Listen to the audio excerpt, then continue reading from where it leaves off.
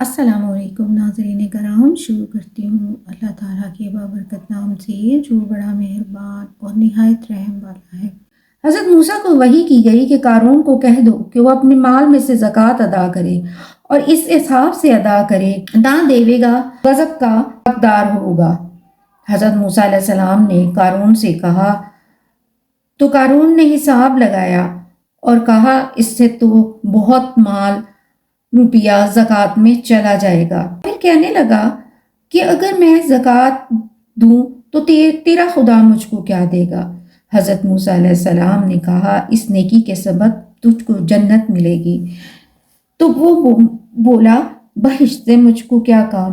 اس نے حضرت موسیٰ علیہ السلام کی نصیحتوں سے بچنے کے لیے حضرت موسیٰ پر ایک تہمت لگائی تاکہ وہ سب کے سامنے انہیں شرمندہ کرے۔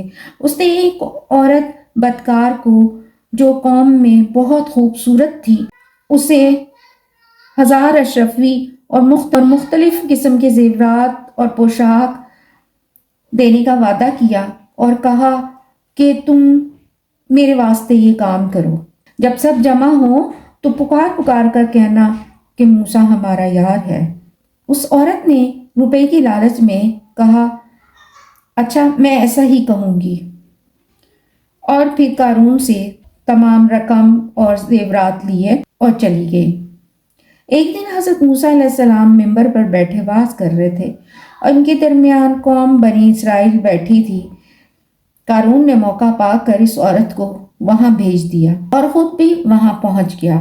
حضرت موسیٰ علیہ السلام بتا رہے تھے کہ جو شخص اپنے مال کی زکوٰۃ اللہ تعالیٰ کے واسطے نہ دے گا تو اللہ تعالیٰ اس کو عذاب میں گرفتار کرے گا، اور جو زنا کرے گا اسے سنسار کرے گا۔ قارون نے اس عورت کو بلا کر حاضرین مجلس کے روبرو کہا کہ کہو موسیٰ نے تم سے کیا بدفعلی کی تھی؟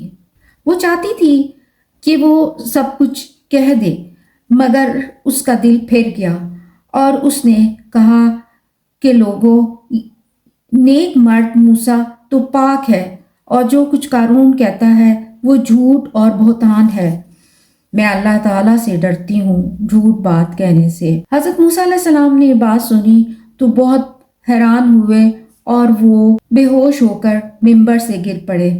تو حضرت جبرائیل علیہ السلام نے آ کر انہیں اٹھا لیا اور فرمایا کہ اللہ تعالیٰ کہتا ہے کہ آپ جو چاہیں گے ویسا ہی ہوگا، زمین کو آپ کے حکم کے تابع کر دیا گیا ہے۔ حضرت موسیٰ علیہ السلام نے قارون سے کہا کہ تم جھوٹ مت بولو، تہمت مت لگاؤ اور اللہ سے ڈرتے رہو، اور پھر اپنا عصا زمین پر مارا اور کہا اے زمین تو اس شخص کو اپنے اندر دبا لے۔ یہ حکم سنتے ہی زمین نے اس کے تخت سمیت اس کو ٹخنوں تک دبا لیا۔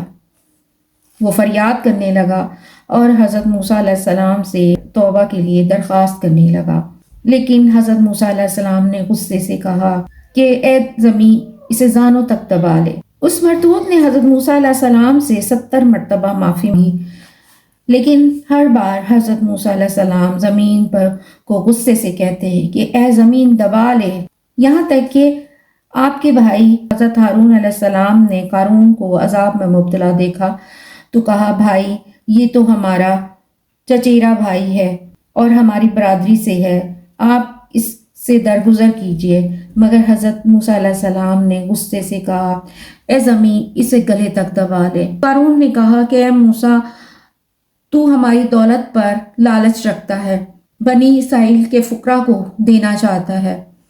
تو حضرت جبرائیل علیہ السلام نے تمام خزانہ لا کر سامنے رکھ دیا۔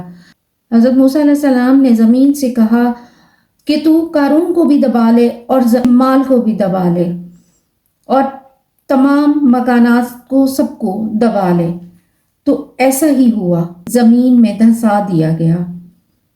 یہ حال دیکھ کر تمام لوگ اللہ کا شکر کرنے لگے کہ ہم نے ایسا کوئی گناہ نہیں کیا، اور اللہ تعالیٰ سے استغفار کہنے لگے۔